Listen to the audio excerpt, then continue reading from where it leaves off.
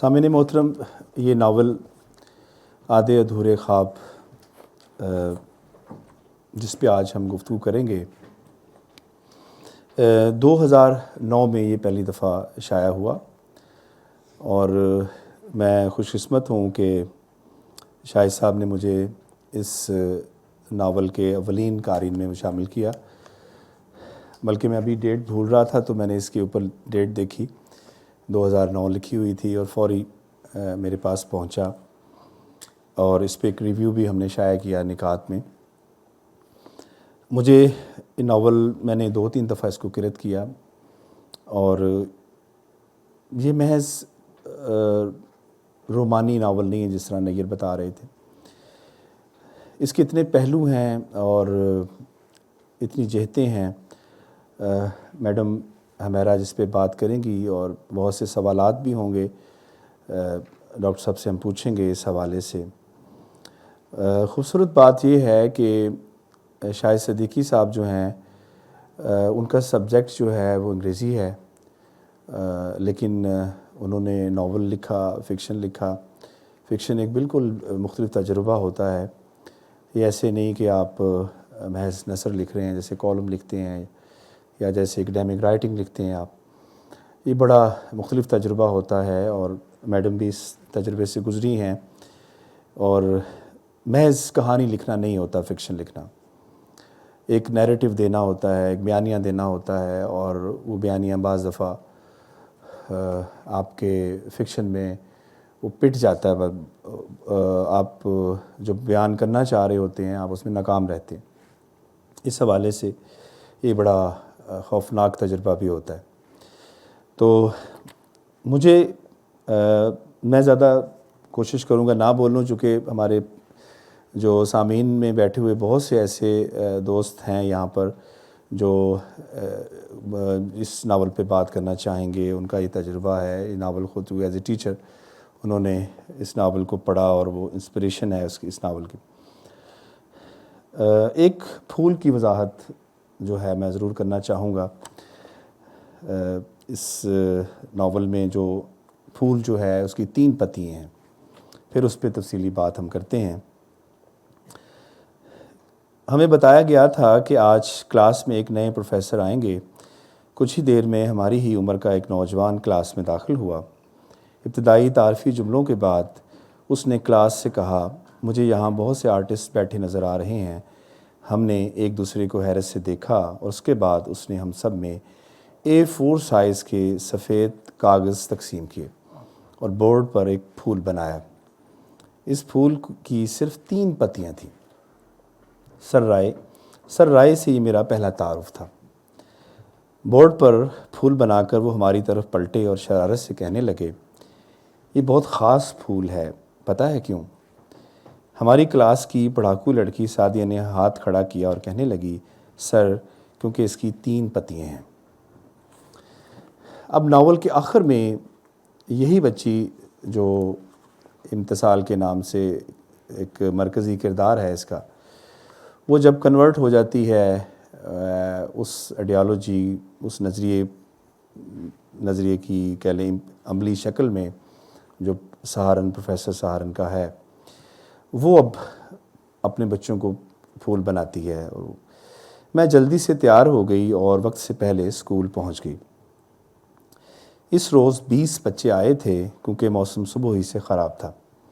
बर्फ़ के गाले गिर रहे थे, आहिस्ता आहिस्ता, मुसलसल और बेआवाज़।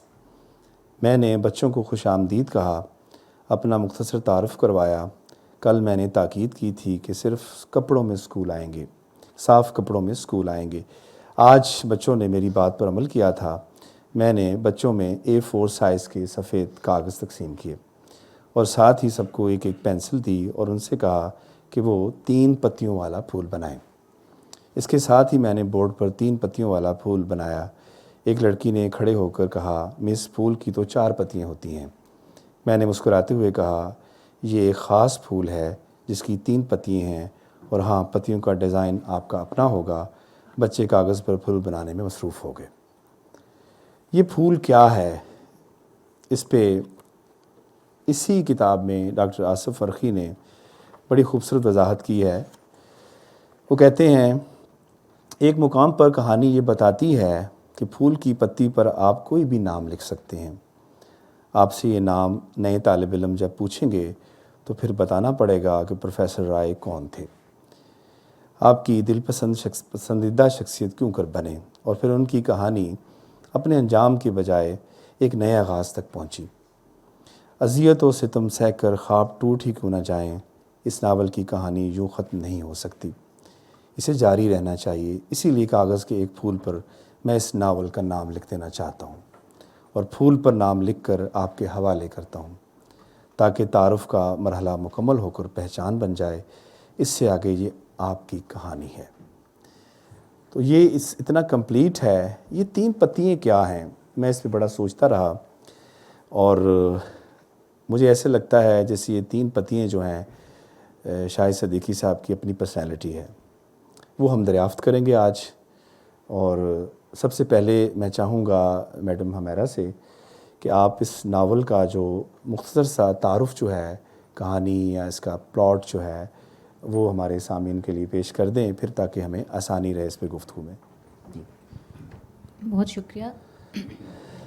ناول جتنے لوگ یہاں موجود ہیں ان میں سے بہت سارے لوگ میں یقین سے کہہ سکتی ہوں کہ وہ اس کے قاری ہیں اور انہیں کہانی کا پتہ ہے. کہانی آدھے ادھورے خواب، جیسے کہ اس کے نام سے ظاہر ہے، کوئی بھی کہانی مکمل نہیں ہوتی، اور ناول کے ساتھ یہ کانسیپٹ جڑا ہوتا ہے کہ اس میں شاید پوری بات ہوتی ہے، ایک اختتام ہوتا ہے جس میں پوری کہانی سمجھ میں آ جاتی ہے. لیکن خواب پورے نہیں ہوتے، کہانی شاید پوری ہو جاتی ہے. تو اس پورے ناول میں آپ کو کہانی کا ایک بڑا خوبصورت تسلسل اس انداز میں نظر آتا ہے کہ کہیں وہ خوابوں کے ذریعے کہانی آگے بڑھتی ہے، کہیں کرداروں کی زبانی کہانی آگے بڑھ رہی ہے، اور کہیں پر ایک دم کہانی فلیش بیک کے ذریعے جو ہے وہ 10 سال پیچھے جا رہی ہے، 10 سال آگے جا رہی ہے.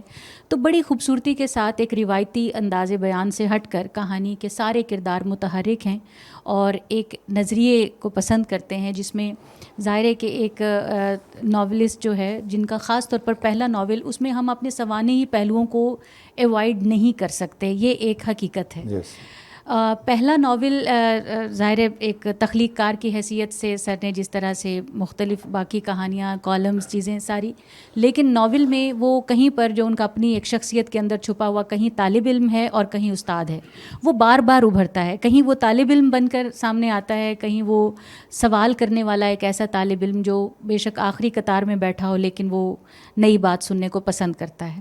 تو اسی طرح کا ایک کلاس روم کا انوائرمنٹ ہے جس میں ایک استاد جو ہے وہ بڑے مختلف سے انداز میں، جس کا حلیہ بھی عام استادوں کی طرح نہیں ہے، اور جس کا انداز بیان اور وہ جو ایک روایتی ٹیچنگ میتھڈالوجی ہے وہ اس سے ہٹ کر ہے. تو اب وہ پہلی اٹریکشن کسی بھی طالب علم کے لیے، ہم مطلب اس کو بلا تفریق خواتین اور مردوں کے، کہ وہ ایک بالکل ڈیفرنٹ ایک استاد کا ایک کانسیپٹ ہے کہ وہ ایک بڑا سلجھا ہوا اور ایک شیروانی ٹائپ اور بڑا ہی ایک شریف النفس قسم کا ایک حال حلیہ والا آدمی ہوتا ہے. تو ایک لمبے بالوں کے ساتھ ایک مختلف انداز میں کلاس میں آنا، اور پھر آتے ہی طالب علموں کو کلاس میں انوالو کرنا، جو کہ ہمارے ہاں روایتی میتھڈالوجی میں کہیں نہیں ہوتا. اور ایک لفظ اس میں بڑا خوبصورت استعمال ہوا ہے کہ آپ ہولڈ بیک نہیں کر سکتے. یہ لفظ ایز اٹ از اس ناول میں استعمال ہوا ہے کہ استاد کی تربیت کے اندر ہوتا ہے کہ وہ اپنا نالج ہولڈ بیک نہیں کر سکتا، کہ جو اس کے پاس ہوتا ہے وہ فوری طور پر بتانا چاہتا ہے. لیکن سہارن رائے جو اس کہانی کا مرکزی کردار ہے وہ ہولڈ بیک کرتا ہے، وہ اپنی بات آخر میں رکھتا ہے اور طالب علموں کو بہت دیر تک موقع دیتا ہے کہ وہ اپنی بات کریں. اس چیز سے بھی کلاس کی جو انوالومنٹ ہے وہ انہیں پسند آتی ہے. اور پھر جو پھول کی پتیوں سے بات کا شروع کرنا، ٹیچنگ کے اندر یہ ہم عام طور پر اساتذہ استعمال کرتے بھی ہیں کہ چھوٹی چھوٹی مثالوں کے ذریعے ایک ایسی بات کہنا جس میں کوئی نئی بات ہو، لیکن آتے ہی ایک نظریے کو انڈیل نہیں دینا اور اس کو اس طرح سے. تو اب سہارن ایک ایسا تاثر چھوڑتا ہے اپنے طالب علموں پر کہ وہ چلا بھی جاتا ہے وہاں سے، اور پھر کئی سال کے بعد جب وہ وہاں پر آتا ہے تو اس کے قصے وہاں پر موجود ہیں، اور وہ قصے سنتی ہوئی ایک لڑکی امتثال اس میں، اس سے دلچسپی اس کردار میں پیدا ہو جاتی ہے، جن کی شخصیت سے وہ مرعوب اس طرح سے ہے کہ ان کے خیالات پہلے پہنچتے ہیں اور وہ شخصیت سے ملاقات بعد میں کرتی ہے. اور بڑا ایک ڈرامائی انداز میں ایک ہاسٹل ہے اور جس میں اچانک امتثال کی اسی رومانوی کردار کے ساتھ ملاقات ہو جاتی ہے. یہ ایک بڑا کہانی کے ٹویسٹ اس کو کہہ سکتے ہیں، اور یہ کہانی کی اندر ایک خامی بھی ہوتی ہے اور اس کو خوبی بھی کہہ سکتے ہیں کہ ایک دم آپ بالکل ایک ایسی غیر مرئی صورتحال پیدا کر دیں کہ اچانک سے وہ سب کچھ ہونے لگے جو آپ نے سوچا ہوتا ہے کردار کا، اور اس کا کوئی بیچ میں جو ہے وہ تسلسل نہ ہو. وہ پھر کہانی کے اوپر جب بات ہوگی وہ الگ بات ہے. تو امتثال کا ان کے نظریات سے اتنی دلچسپی پیدا ہونا، اور پھر امتثال کے ذریعے ہم ایک تیسری جگہ پر ان سے ملاقات ہوتی ہے. وہاں پر وہ ایک لڑکی شمائل سے ملتی ہیں جو خواتین کے حقوق کے لیے کام کر رہی ہیں. اس طرح سے ہم ایک کالج کی فضا سے نکلتے ہوئے ہم بیک وقت امتثال کی زندگی میں ہم وہاں ایک پہاڑی مقام، سیاحتی مقام کی طرف کبھی لوٹ رہے ہوتے ہیں جہاں پر بڑے خوبصورت باغات ہیں، ندیاں ہیں، جھرنے ہیں، اور ایک دم یکلخت ہم کراچی کی ایک دھوئیں والی فضا اور شور و غوغا والی فضا میں. تو اب یہ یعنی ایک اتنا خوبصورت امتزاج ہے کہ آپ ایک کہانی میں ایک صفحے پر آپ جو ہے کہیں چترال میں ہیں، کہیں پر آپ سکردو میں ہیں، کہیں پر آپ کہیں، اور دوسرے لمحے میں آپ کراچی میں بیٹھے ہوئے ہیں، اور آپ 10 سال پیچھے ہیں اور کہیں پر 10 سال آگے ہیں. امتثال کے بعد شمائل سے جو ملاقات ہے، اب شمائل سہارن کی کلاس فیلو ہے، اور سہارن کی بطور استاد ہمارے ساتھ جو ملاقات ہے، اس کے بعد وہ بطور اسٹوڈنٹ بھی کس طرح سے کلاس میں ہے، تو اس کی ایک دوسری سطح پر ہماری ملاقات ہوتی ہے. اور وہاں درمیان میں بہت سارے اور مرکزی کردار ہیں جن کو اس کہانی کی سب سے بڑی خوبی یہ ہے کہ یہاں ایک روایتی طریقے سے دو کرداروں کے ارد گرد پھیلا ہوا رومان نہیں ہے. رومان کا بھی جب تعارف کرایا گیا اور یہ کہا گیا کہ یہ رومانوی کہانی سے ہٹ کر ہے.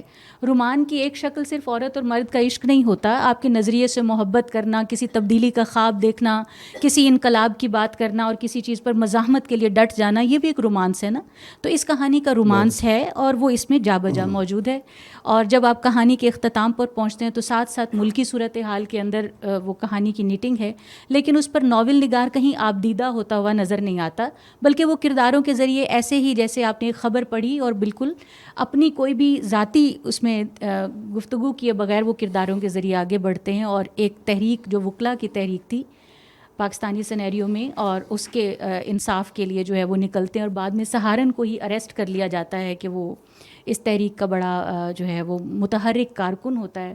اور طلبہ یونینز اس کے ساتھ ہوتی ہیں جو کہ بین ہیں، اس وقت بھی بین تھیں اور ابھی بھی ظاہر ہے ضیاء الحق کے دور کا حوالہ بھی اندر موجود ہے.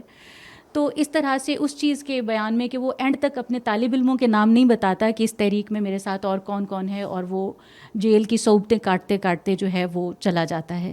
اور پھر وہ لڑکی اسی کاز کو آگے بڑھاتے ہوئے سہارن ہی کا ایک دوسرا روپ دھارے ہوئے وہ بھی ٹیچر بنتی ہے، اور وہ وہیں سے پھول کی پتیوں کا سفر جو کراچی کے ایک ماحول سے شروع ہوتا ہے، وہ دوبارہ سے ایک ایسے بوسیدہ سے اسکول جس میں بچوں کے پاس پھٹے پرانے کپڑے ہیں، کوئی ماحول نہیں ہے، کوئی اس طرح کے تعلیمی سہولیات موجود نہیں ہیں، لیکن وہ اسی طرح سے اسی جگہ کو صاف کر کے چند بچوں کو لے کر بیٹھتی ہے. اور پھر وہی خواب جو آدھا ادھورا ایک شخص کی آنکھوں نے دیکھا ہوتا ہے، وہ خواب اپنی تکمیل کے لیے دوسری آنکھوں میں منتقل ہو جاتا ہے، اور یہ کہانی پھر سفر جاری کرتی ہے.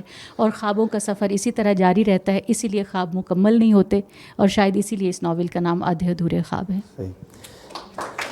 ہم اس کی تھوڑی سی وضاحت کر دیں. ٹیچر کے حوالے سے، استاد کے حوالے سے کوئی اردو میں ناول ہو اور پھر استاد بھی قربانی دیتا ہے باقاعدہ، اس کی قربانی جو ہے وہ باقاعدہ وزن رکھتی ہے ناول کے اندر، انسپریشن ہے باقاعدہ اس کی. تو ٹیچر کو یا استاد کو انسپریشن بنایا گیا ہو کسی ناول میں، فکشن میں، اردو کے حوالے سے. اچھا ڈاکٹر صاحب، میں نے اس ناول پر بہت سارے تبصرے دیکھے ہیں، اور ان تبصروں میں بار بار یہی حوالہ موجود ہے کہ اس میں استاد کو مرکزی کردار بنایا گیا اور استاد کی زندگی ہے. یہ دراصل استاد کی زندگی کے حوالے سے اس طرح سے نہیں ہے. ظاہر ہے آپ اپنی بات کہنے کے لیے کوئی نہ کوئی سانچہ تو تراشتے ہیں، یعنی وہ کبھی کسان کا ہو سکتا ہے جیسے ترقی پسندوں نے کیا، اور آگے چل کر دوسروں مطلب کہیں پر آپ مختلف انداز میں کہیں مزدور کی بات کرنے کے لیے آپ مزدور کا سہارا لیتے ہیں. لیکن جو بات ڈاکٹر شاہد صدیقی صاحب کی طرف جاتی ہے، یہ تعلیم کو مزاحمت کا ایک ٹول سمجھتے ہیں. اس وجہ سے انہوں نے اس استاد کے کردار کو لیا ہے، اور اس کے ذریعے وہ سمجھتے ہیں کہ ایجوکیشن کی جو پالیسی ہے وہ ایک چینجنگ جو ایک بڑی پالیسی ہے سوشل چینج کے لیے، وہ اس میں بڑا ایک ٹیکنیکلی ٹول کے طور پر استعمال ہو سکتی ہے. اس لیے وہ استاد کو ایک موٹیویشن دینے کے لیے شاید انہوں نے مرکزی کردار بنایا ہو، یا شاید انہوں نے زندگی میں کوئی ایسا تجربہ کیا ہو کہ انہوں نے ایک ایسا استاد دیکھا ہو جس کا منشور اتنا شاندار ہو کہ وہ انہوں نے آپٹ کیا ہو اور آگے اس کو لے کر چلے ہوں. بہت اچھا، ٹھیک ہے. شاہد صاحب، آپ کی طرف پہلے تو یہ بتائیے کہ آپ ناول آپ نے لکھا اور اکیڈیمک رائٹنگ لکھتے ہوئے پھر سبجیکٹ آپ کا انگریزی ہے اور اتنی خوبصورت نثر آپ نے لکھی اور آپ مسلسل آپ لکھتے آ رہے ہیں، کیا کوئی پیچھے تجربہ رہا اسکول ایج سے، کالج ایج سے، زمانہ طالب علمی سے، اور کیسا تجربہ رہا اور کیوں آئے آپ اس طرف؟ کیا بتانا چاہ رہے ہیں آپ اس طرح ایک رائٹر سے اگر آپ پوچھا جائے سوال؟ آئی تھنک بڑا اچھا سوال ہے کہ یہ پلیز. یہ بہت اچھا سوال کیا قاسم.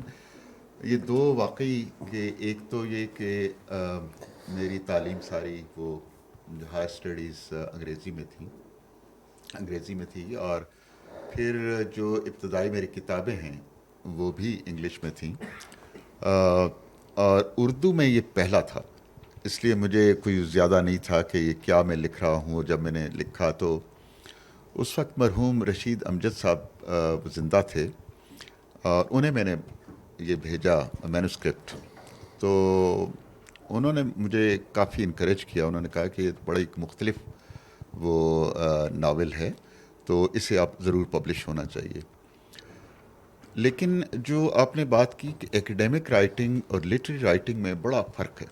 ایکیڈیمک رائٹنگ کے جو ریکوائرمنٹس ہیں وہ ٹوٹلی مختلف ہیں. اس میں آپ کو بتایا جاتا ہے کہ جو میننگس ہیں وہ سرفیس پہ ہونے چاہیے. صحیح.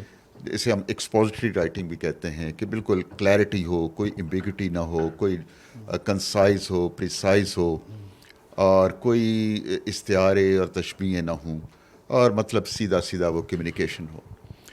ویئرز جو کریٹیو رائٹنگ ہے وہ اس کے بالکل برعکس ہے. اس میں ایمبیگوٹی جو ہے وہ ایک کوالیفیکیشن بن جاتی ہے، جو ایکیڈیمک رائٹنگ میں ایک ویکنیس ہے. اسی طرح جو ایک ایکیڈیمک رائٹنگ میں ڈائریکٹنیس جو ہے کوالٹی ہے، اور اس میں ایک انڈائریکٹنیس وہ ایک.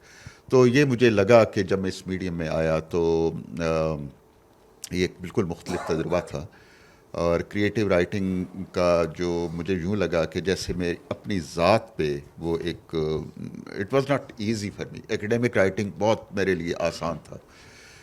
تو یہ جب یہ کردار میں لکھ رہا تھا تو مجھے یوں لگ رہا تھا کہ میں ان کرداروں میں خود شامل ہوں، اور یہ سب کچھ مجھ پہ بیت رہی ہے. اور بڑا میں آپ سے شیئر کروں کہ جب میں ان دنوں میں ڈرائیو کر رہا ہوتا تھا تو سڈنلی آئی وڈ ڈسکور کہ میں آئی ایم کرائنگ، اور بالکل اس سٹوری کے اندر ہوں میں. تو بڑا ایک طرح سے ایک اسکیری ایکسپیرینس بھی تھا میرے لیے یہ کریٹیو رائٹنگ کی طرف آنا اور اردو کی طرف آنا. اور یہ کیوں ایسا، یعنی میں نے کیوں یہ میڈیم اور یہ کہانی، میرا خیال ہے کہ ڈاکٹر حمیرہ نے جہاں پہ گفتگو آخری ان کا پوائنٹ جو تھا بالکل وہ صحیح، انہوں نے وہ ایک ریشنل میرے یہی تھا کہ میرے نزدیک جو ایجوکیشن کی جو کتابیں جنہوں نے پڑھی ہیں یا جو مجھے جانتے ہیں یا جنہوں نے تحریریں پڑھی ہیں، میں سمجھتا ہوں کہ جو ادب کا ایک فرسودہ وہ ایک ڈیفینیشن تھی کہ ادب جو ہے صرف پلیجر اور امیوزمنٹ کے لیے ہوتا ہے اور کچھ نہیں ہوتا. اور پھر بڑی پرانی بحث ادب برائے زندگی اور ادب برائے ادب. لیکن ادب برائے زندگی میں بھی لیولز ہیں کہ ایک تو آپ ریفلیکٹ کریں کہ کیا ہو رہا ہے اس سوسائٹی میں، تو یہ بھی ادب برائے زندگی ہے. لیکن میرا خیال ہے کہ ادب اس سے ایک قدم اور آگے کہ کیا ہونا چاہیے اس معاشرے میں. تو میں سمجھتا ہوں کہ ادب جو ہے وہ صرف ایسا نہیں ہے کہ انوسینٹ کوئی فینومنن ہے بڑا معصوم سا، بلکہ ہائیلی پولیٹیکل ایک ٹول ہے جس سے آپ ذہنوں کو آپ کر سکتے ہیں تسخیر کرتے ہیں. اور جب آپ دیکھتے ہیں ہمارے ہسٹری کالونائزیشن کی، تو امپیریلسٹ جو تاریخ ہے اس میں ایسا کیا گیا. اور بہت سارے لوگ جہاں بیٹھے ہیں، ایڈورڈ سعید کی کتاب میں اس نے پوری ایک لمبی فہرست دی ہے ناولز کی کہ کیسے آکسیڈنٹ نے اورینٹ کو کنسٹرکٹ کیا. اور نہ صرف کنٹرول کیا جا سکتا ہے ادب کے ذریعے بلکہ ادب مزاحمت کا بھی، جس طرح افریقن رائٹرز جو ہیں گوگی ایٹسٹرا انہوں نے کیا.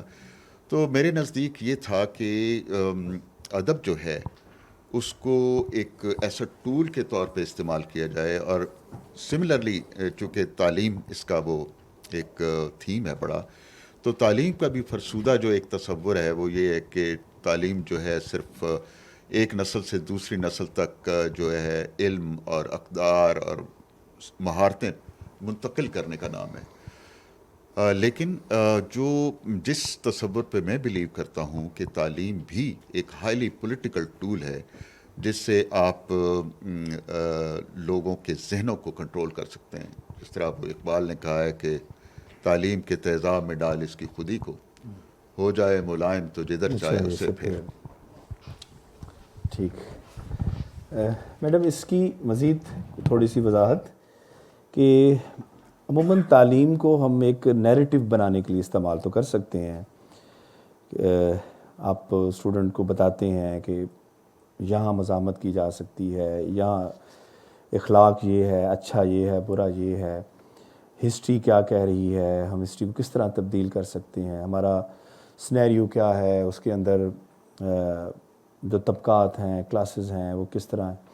لیکن ایک ٹیچر خود پارٹیسپیٹ کر رہا ہے اس میں تعلیم کے حوالے سے، اگر اس کو ایجوکیشن کے پوائنٹ آف ویو سے لیا جائے، اور وہ نہ صرف پارٹیسپیٹ کرتا ہے بلکہ وہ قربانی بھی دیتا ہے، اسٹوڈنٹس کو پروٹیکٹ کرتا ہے، وہ جان دیتا ہے، اور پھر آگے اس کا جو ہے کنٹینیوٹی اس کی ہوتی ہے.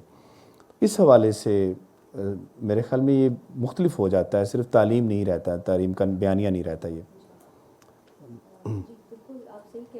اس کا جواب آپ کو ڈاکٹر صاحب کے ہی الفاظ میں دینا چاہوں گی، کیونکہ ناول پر بات ہو رہی ہے کہ ناول کے اندر اس بات کو کہ تعلیم کس طرح سے ایک رول پلے کرتی ہے، اس کو کس طرح کرداروں کی زبانی، اس کو کس طرح ڈرامائی انداز میں جو ہے وہ پیش کیا گیا ہے. اس میں لکھتے ہیں کہ تعلیم اور آئیڈیالوجی کا آپس میں گہرا تعلق ہے. یہ قوم کو سلا بھی سکتی ہے اور جگا بھی. یہ معاشرے کی سماجی اور معاشی تفریق کو بڑھا بھی سکتی ہے اور کم کرنے میں معاون بھی ثابت ہو سکتی ہے. اب یہ اگر ویسے اس کو ایک کالم کی زبان میں لکھا جائے تو شاید بات ایک طرح سے لگے کہ جی ایک بیانیہ ڈیولپ کرنے کی کوشش کی جا رہی ہے. لیکن جب ایک تخلیق کار اس کو تخلیق کے زمرے میں اس کو کرداروں کے اندر، الفاظ کے اندر، مکالموں کے ساتھ جب وہ پیش کرتا ہے تو اس سے اس بات کی نہ صرف اثر بلکہ بڑھ جاتا ہے، بلکہ اس کا وہ جو آپ ایک چاہتے ہیں کہ ابلاغ نہ صرف ابلاغ ہو بلکہ ادب کے ذریعے ایک تبدیلی آئے، تو آپ ایک رول ماڈل کو بھی انٹروڈیوس ساتھ کرا رہے ہوتے ہیں.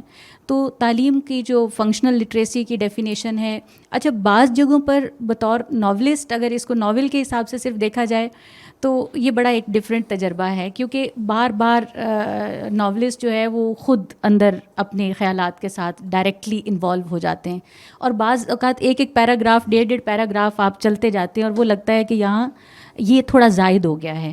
لیکن بعض اوقات آپ کے ذہن میں اتنا زیادہ کوئی نظریہ اتنا یعنی راسخ ہو چکا ہوتا ہے اور آپ کہتے ہیں کہ نہیں، یہ مجھے یہ بات اپنی پہنچانی ہے، تو اس طرح سے نہیں پہنچ رہی تو اب میں اسے دوسری طرح سے پہنچاؤں. تو اس طرح سے ناول میں کہانی بھی آگے بڑھتی ہے، آئیڈیالوجی بھی آگے بڑھتی ہے، اور لٹریسی کو جس طرح سے ایک پولیٹیکل سینیریو کے ساتھ جوڑ کر اور اس کا ایک رول کس طرح بنتا ہے وہ سارا دکھایا گیا ہے.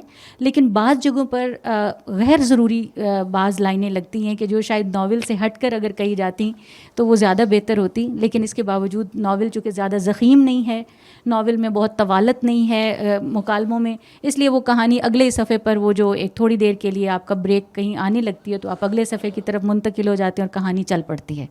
تو اس طرح یہ یعنی ایک بڑا زبردست ایک تجربہ ہے. لیکن اس میں شاہد صدیقی صاحب پوری طرح ایک استاد کی حیثیت سے شامل ہیں، ایک کردار کی حیثیت سے شامل ہیں، جو کہ بار بار وہ کردار جو ہے وہ کہیں نہ کہیں سے مخاطب ہوتا ہوا ہمیں نظر آتا ہے. صحیح. جیسے مجھے یہ لائنیں میرے سامنے ہیں، مجھے یاد ہے جب لوگ سکسیس سٹوریز کی بات کر رہے تھے تو پروفیسر رائے نے کہا، خواتین و حضرات، جب تک ہم تعلیم اور معاشرے کے درمیان ایک ربط پیدا نہیں کر لیتے کامیابیوں کے دعوے نہیں کر سکتے. تو تعلیم اور معاشرے کے درمیان ربط، اس سے سر کیا مراد ہے؟ تعلیم کے تو بہت سے اینگلز ہیں نا، سائنس ہے، ایجوکیشن ہے، لٹریچر ہے، تو کس طرح ہم اس کا ربط پیدا کریں تعلیم؟ ایک جو اچھا میں اسی میں یہ ایک جو تعلیم کا ایک فرسودہ ایک تصور ہے وہ یہ ہے کہ جیسا میں نے پہلے کہا کہ ایک استاد جو ہے علم یا مہارتیں یا جو اقدار ہیں ایک نسل سے دوسری نسل تک منتقل کر، اور اس میں مفروضے جو ہیں وہ 3 ہیں۔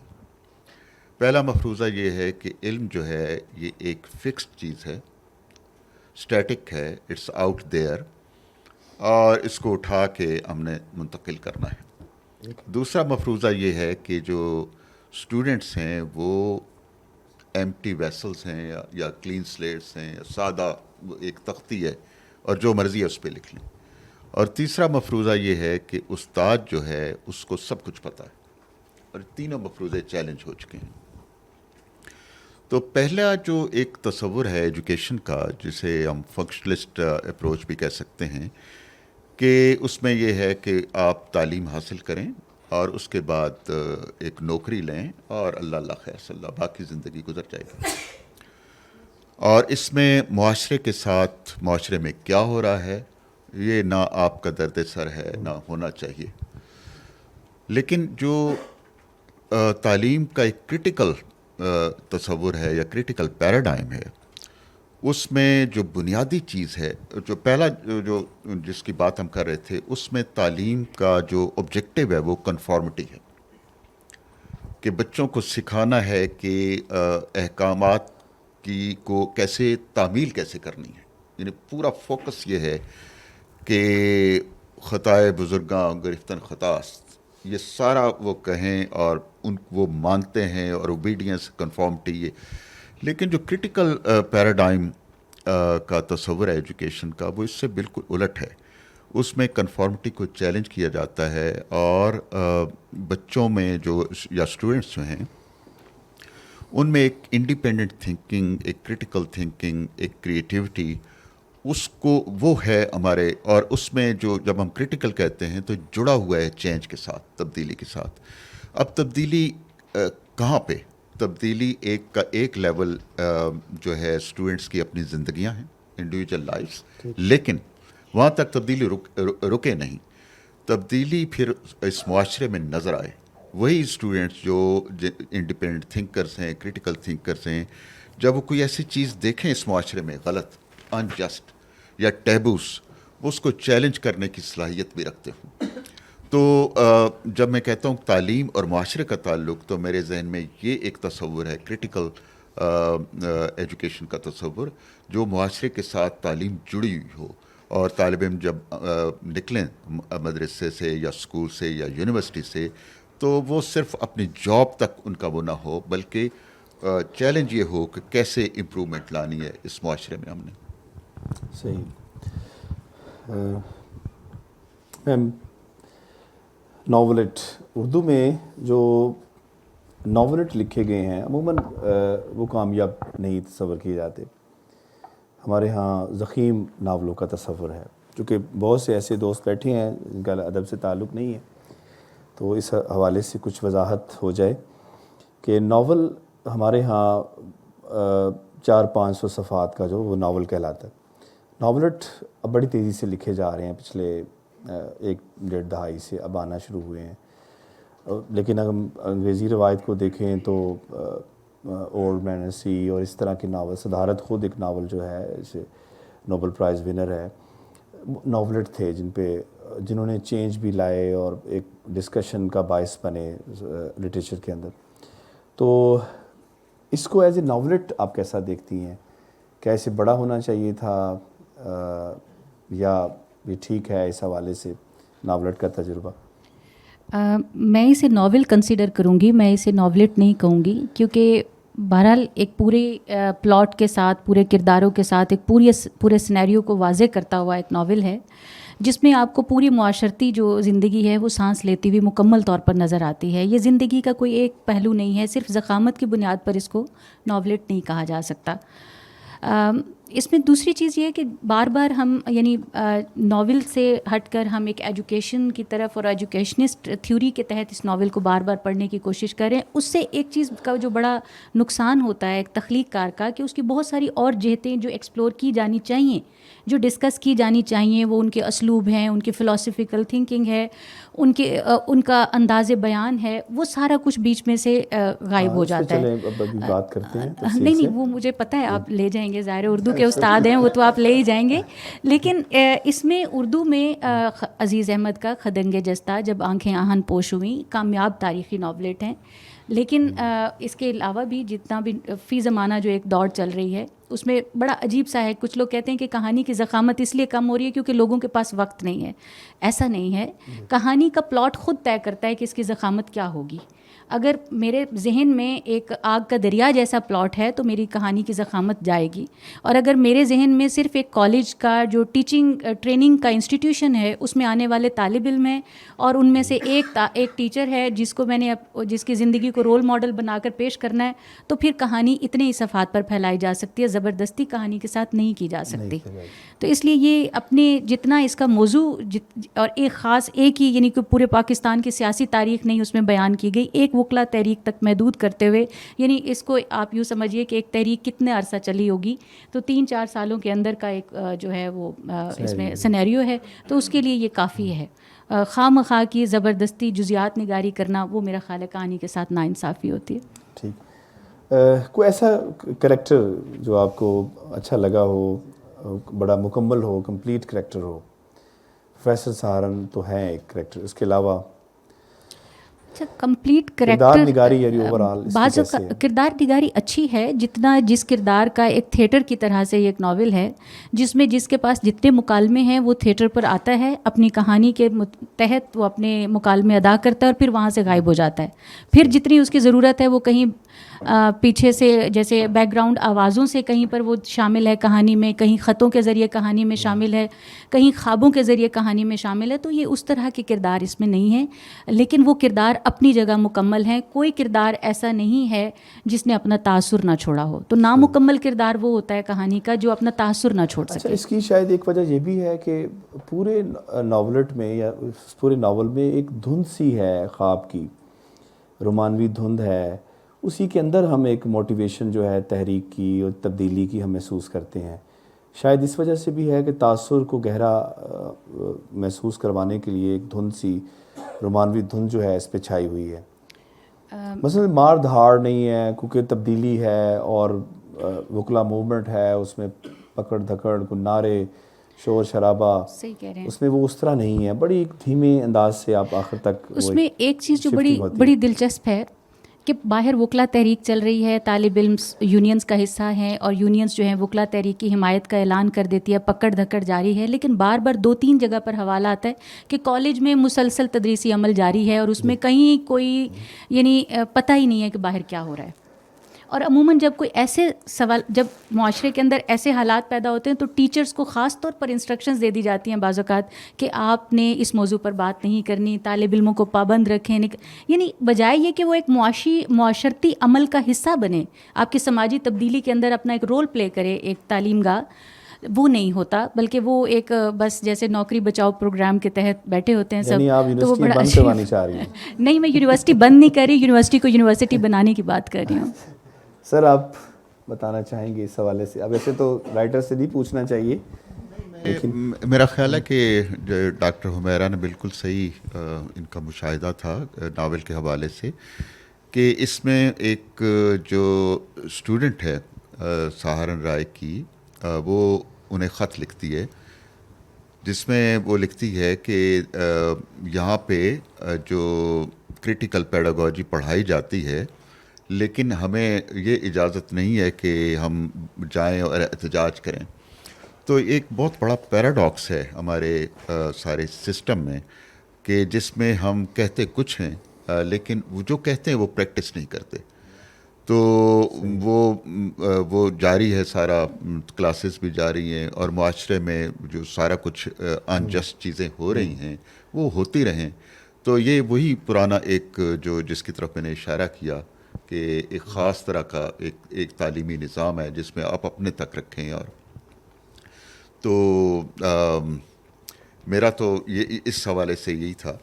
لیکن میرا خیال ہے کہ جو ایک چیز جو میں سمجھتا ہوں کہ اس میں جو ڈسکشن ہے، جن لوگوں نے یہ ناول پڑھا ہے امتثال کی اور سہارن رائے کی، کہ محبت کیا ہے اور آئیڈیالوجی کیا ہے اور اس طرح کی، تو اس میں جو ایک سہارن رائے کہتا ہے کہ سب سے بڑی محبت جو ہے وہ نظریے کی محبت ہے، جس میں ہم کوئی بھی اگر 5 لوگ ایک نظریے پہ بلیو کرتے ہیں تو اس سے بڑا کوئی رشتہ نہیں ہے.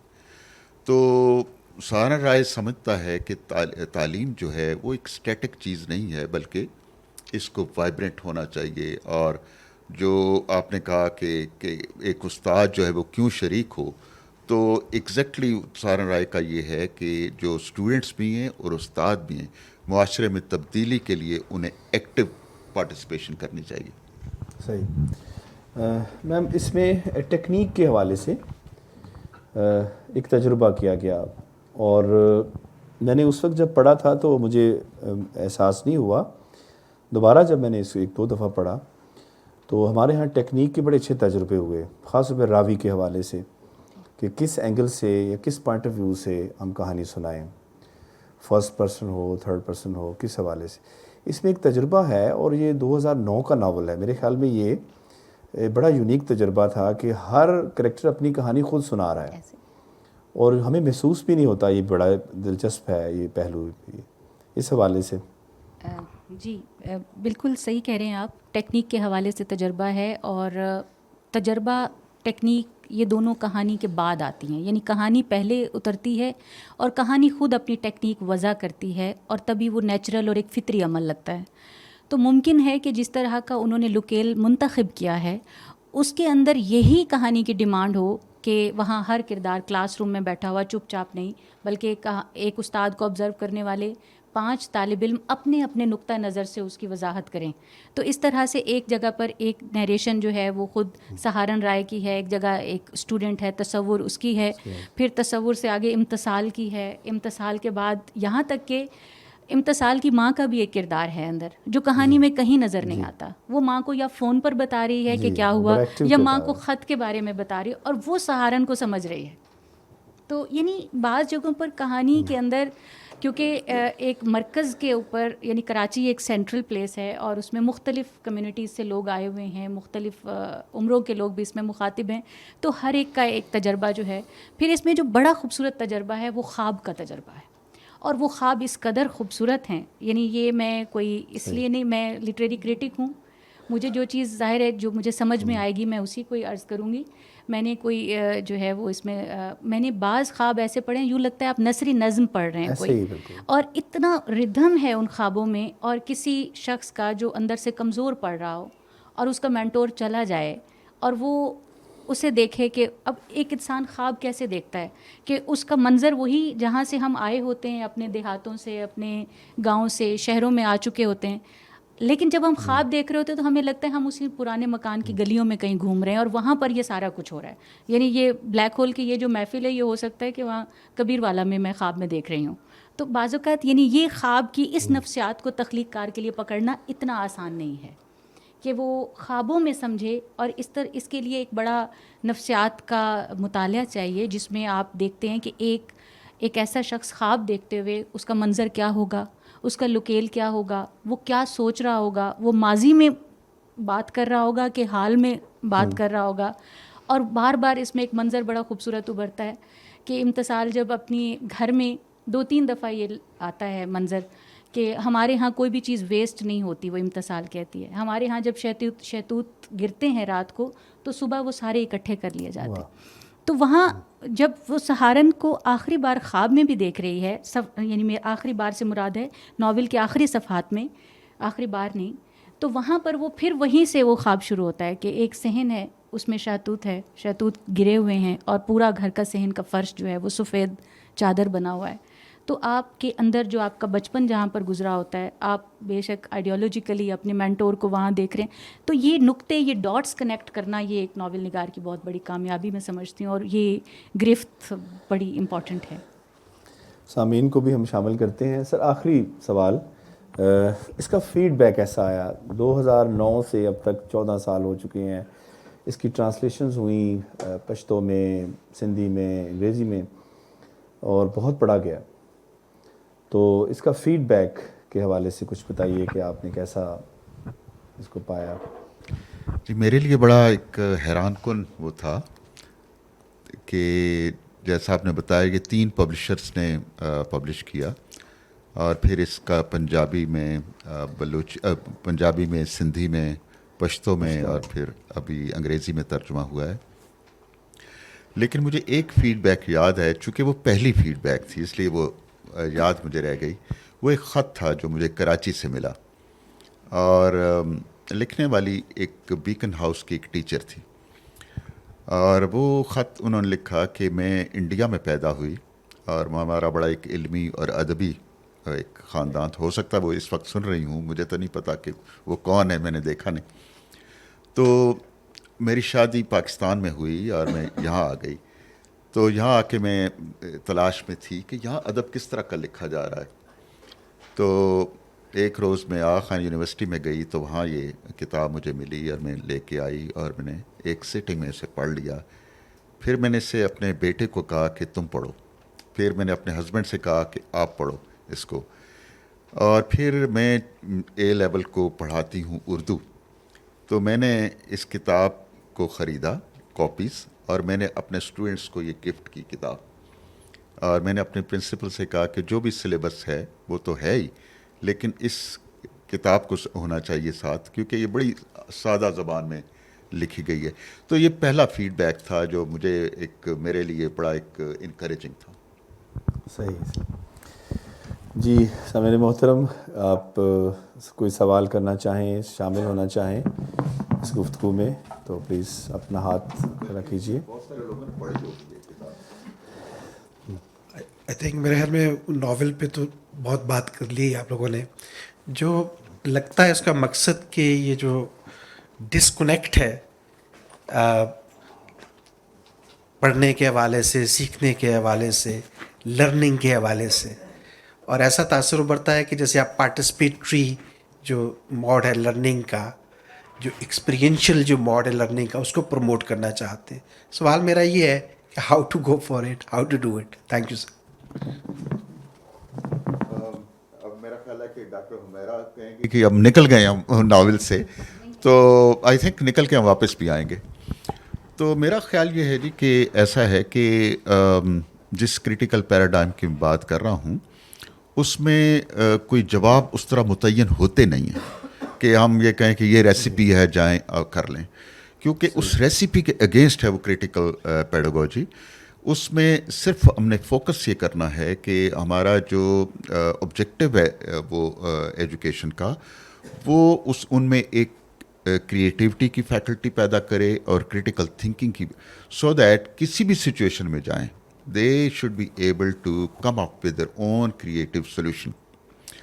تو اس کے لیے جو میں چونکہ ایجوکیشن پہ لکھتا بھی رہا ہوں، کالم بھی، اور اس میں یہ ہے کہ جب تک ہم الائن نہیں کریں گے کہ اے ہماری تعلیم کا مقصد کیا ہے، بی ہمارے جو پیڈاگوجیکل پریکٹسز کیا ہیں، سی ہمارا اسیسمنٹ سسٹم کیا ہے، جب تک یہ تینوں الائن نہیں ہوں گے تب تک بات بنے گی نہیں. صرف کریکلم کو چینج کر دینا، یہ کوئی وہ بعض دفعہ ہم پولیٹیکل گین کے لیے گورنمنٹ کر دیتی ہیں، مثلا سنگل نیشنل کریکلم.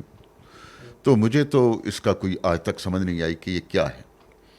تو بات یہ ہے کہ کوئی بھی جو تبدیلی ہے، یا ایک کچھ لوگ شروع کرتے ہیں، کسی زمانے میں یہ کریٹیکل پیڈاگوجی ہمارے لیے بڑا ایک اجنبی سا لفظ ہوا کرتا تھا، لیکن اب ایک کمیونٹی بن چکی ہے پاکستان کے اندر لوگوں کی، خاص کر ایکیڈیمیا کے اندر، کریٹیکل تھنکرز کی، کریٹیکل پریکٹیشنرز کی، جو بلیو کرتے ہیں education is for change.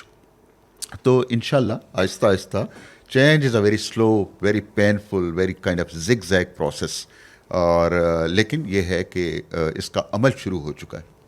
Thank you. لیکن سر اگر ہمارے ایٹیچیوڈز جو ہیں وہ نہیں بدل رہے، بلیفس نہیں بدل رہے چیزوں کو دیکھنے کے، تو کیسے نہیں، تبدیلی آپ کی آئے؟ بات بالکل ٹھیک ہے. میں ایکچولی جو مسلسل لکھتا رہا ہوں ایجوکیشن پہ کہ جو استاد کی جو تربیت کا ہے، جس طرح 21ویں صدی میں تبدیلی کی رفتار بہت زیادہ تیز ہو گئی ہے اور استاد کو اپنے آپ کو اپ گریڈ کرنا ہے. ٹیچر ایجوکیشن کے ہمارے پاس بے شمار پروگرامس ہیں پاکستان کے اندر، لیکن ہمیں وہ جو جب یہ کلیم آتا ہے کہ ہم نے 6000 ٹیچرز ٹرین کر دیے، تو اس کا ہمیں کلاس روم کے اندر کوئی لگتا نہیں ہے اس کا امپیکٹ. اس کی وجہ یہ ہے کہ جو تبدیلی ہے وہ 3 سطح پہ آتی ہے، بلیفس لیول پہ، پیڈاگوجیکل لیول پہ اور ایٹیٹیوڈ لیول پہ.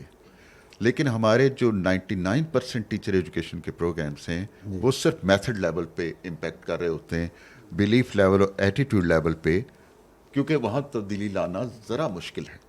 تو وہ آسان، وہ صرف اسٹریٹجیز پہ بات کرتے وہ ہیں. چونکہ سوسائٹی سے جڑی ہوئی ہے، سوسائٹی بدل نہیں رہی، اس کے اندر تبدیلی نہیں آ رہی، تو لہٰذا وہ تبدیلی نہیں، میرا استاد مطلب میں ہے بھی کہ نظر اٹس نہیں ناٹ آتی. ون وے کہ سوسائٹی بدلے گی تو یہ بدلیں گے. اٹس اے 2 وے تھنگ کہ ہمیں اس وقت تک انتظار نہیں کرنا کہ سوسائٹی بدلے گی اور پھر ہم بدلیں. ٹھیک ہے. میرا خیال ہے یہاں تو بہت سارے لوگوں نے یہ پڑھا بھی ہوگا، تو ان سے ہم جی پلیز. سب سے پہلے تو ڈاکٹر قاسم یعقوب کا بہت شکریہ کہ انہوں نے ایک بہت اہم موقع ہمیں میسر کیا اور ایک اہم کتاب کے پہ ڈسکشن ہوئی.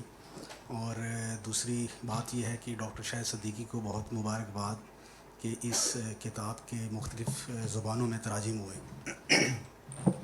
ڈاکٹر عمیرہ اشفاق نے بہت ہی جامع انداز سے ناول کو ڈسکس کیا اور اس کا تعارفیہ پیش کیا. تو میرا ان سے سوال ہے کہ ناول کا جو زمان و مکان ہے وہ اس کا تعین ہوتا ہے یا نہیں؟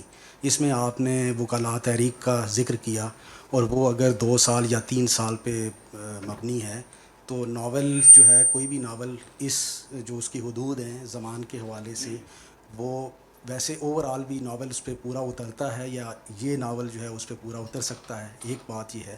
اور دوسری بات کہ ہم تو ڈاکٹر صاحب کے جو کالمز بھی دیکھتے رہتے ہیں، تو جو ہی ہم آغاز جو ہی ہوتا ہے کالم کا تو آدمی ایک ناسٹیلجک پوائنٹ آف ویو سے ڈاکٹر صاحب پچھلے 30 40 50 سال پیچھے لے جاتے ہیں. تو ایک یہ جو تکنیک ہے وہ کس حد تک ناول میں موجود ہے.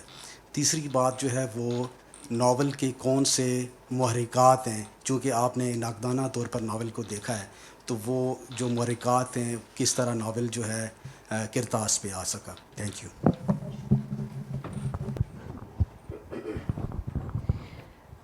شکریہ فرزند علی ہاشمی صاحب. ناول کے حوالے سے زمان و مکان کا تعین، چونکہ کوئی بھی ایک سیاسی واقعہ یا کوئی ایک سیاسی تحریک کا جب ذکر آ جاتا ہے تو ہمیں خود بخود کلیئر ہو جاتا ہے. جیسے آپ جلیانوالہ باغ کے حوالے سے کوئی اس کا ذکر آئے گا کسی افسانے میں تو آپ کے لیے کلیئر ہو جائے گا کہ اس کا زمان و مکان کیا ہے. تو اس میں کراچی اور وکلاء تحریکیں اور اسٹوڈنٹ یونین پر پابندی یہ ہمیں اس کے پورا سینیریو دیتا ہے. دوسری چیز یہ ہے کہ اس میں جس طرح آپ نے کہا کہ سر کے کالمز میں آپ شاید راول پنڈی کے حوالے سے لکھے ہوئے جو کالمز ہیں کہ وہ کبھی بھگت سنگھ کی طرف جا رہے ہیں، کبھی تاش اس کی طرف کیا ہے ذہن سے نکلے ابھی جو لیٹسٹ آپ کا ہے، تو اس پاش کی طرف، پاش کی شاعری اور ان کو راول پنڈی، شیو کمار بٹالوی اور سارا، یا گلزار کی طرف کہ کہاں رہتے تھے. تو میں نے خود بڑی دلچسپی سے وہ ساری چیزیں پڑھی ہیں. تخلیق کار خود اس کے اپنے بس میں نہیں ہوتا کہ وہ کہاں پر ہے، وہ بعض اوقات ماضی میں ہوتا ہے اور بعض اوقات حال میں، لیکن یہ ناول ہمیں مستقبل کی طرف لے کر جا رہا ہے. اور آپ اس کا زمان و مقام بدل دیجئے، یہ ریلیونٹ ہے پاکستان کی سچویشن پر، اور سہارن رائے سے بھی ریلیونٹ ہے، پولیٹیکل جماعتوں کے ساتھ بھی ریلیونٹ ہے، اور ہمارے جو سیاسی شعور کی کمی ہے اس سے بھی اتنا ریلیونٹ ہے کہ ہم مطلب جو بھی تبدیلی یا جو بھی ہم نعرہ لگاتے ہیں ہمیں لگتا ہے خواب کے پیچھے ہم دوڑ پڑتے ہیں، لیکن وہ آدھے ادھورے خواب ہمارے ساتھ چل رہے ہیں. فیض نے بھی اس کی طرف نشاندہی کی، باقی بھی جتنے بھی مارکسسٹ ہیں انہوں نے بھی بتایا کہ تبدیلی جس خواب کی، جس ایکویلٹی کی معاشرے کو ضرورت ہے، جس معاشرتی ایک لیول کی، تو وہ ہمیں کمزور اور طاقتور کے 2 دھڑوں میں ابھی بھی بٹا ہوا ہے. تو جب تک یہ کمزور اور طاقتوروں کے دھڑا بازی رہے گی اس وقت تک یہ ناول اپنا زمان و مکان بدلتا بھی رہے گا، کیونکہ یہ کہیں ایک جگہ رکتی نہیں ہے. تحریر ہر دور کے ساتھ ریلیونٹ ہوتی ہے، کیونکہ اس میں ایک بڑا سچ بیان کیا گیا ہوتا ہے اور سچ ہمیشہ ریلیونٹ رہتا ہے. ناول جب بڑی ایک انٹرسٹنگ سوری کہ اس ناول میں کسی شہر کا نام نہیں ہے. ہوتا ہے نا کراچی ہے، لاہور، آپ دیکھیں گے ایک بڑی انٹرسٹنگ بات ہے کہ اس میں کسی علاقے کا نام نہیں ہے. ڈسکرپشن ہے، یو کین گیس، اور وہ گیس کی جا سکتی ہے کیونکہ وہ سیاسی حالات اس میں بتا رہے ہوتے ہیں، آلودگی آپ کو اشارہ کر رہی ہوتی ہے، تو وہ اس تک پہنچنا بہت آسان ہے. اور جی، سر اور ایک دو جو سر سے آپ کرت کے لیے ضرور کہیے گا، کچھ چیزیں بہت انٹرسٹنگ ہیں، وہ ناول نگار کی زبانی اگر سنی انہیں نہ جائیں. ملی تو پھر آپ کو سنانی پڑیں گی. ٹھیک ہے میں تو چاہتا ہوں کہ جی پلیز آپ زیادہ اچھا ہوگا. میں نے یہ ناول نہیں پڑھا ہوا. قریب کر لیجیے. میں نے یہ ناول ویسے نہیں پڑھا ہوا، لیکن آپ سب کی بحث اور ڈسکشن سن کے اس تھوڑا بہت پتہ چلا ہے کہ یہ ہے کہ مطلب ٹیچر پر کچھ بات ہو رہی ہے، اور ٹیچر کا یہ بھی ہے کہ ٹیچر کو اپنے اسٹوڈنٹ کے تھرو معاشرے پر افیکٹ ڈالنا چاہیے اور معاشرے میں چینج لانی چاہیے. تو میرا سوال یہ تھا کہ ٹیچرز اگر دیکھے جائیں تو 2 طرح کے ٹیچرز ہوتے ہیں. ایک جو زبردستی اس پیشے میں آ جاتے ہیں اور کچھ شوق سے آتے ہیں. تو میرا سوال یہ تھا کہ جو زبردستی آ جاتے ہیں ان کا اسٹوڈنٹ کے ساتھ اتنا لنک نہیں بن پاتا، تو کیا وہ اسٹوڈنٹ کے تھرو معاشرے میں چینج لا سکتے ہیں یا نہیں لا سکتے؟ آپ کے سوال میں جواب ہے. ایسے آپ کے سوال میں جواب ہے. I agree with. میں چاہوں گا جی. کہ جن لوگوں نے پڑھا ہے وہ آئی تھنک یہ آپ ڈاکٹر سر آپ مائک بول جاتے ہیں. اپنے پاس سے.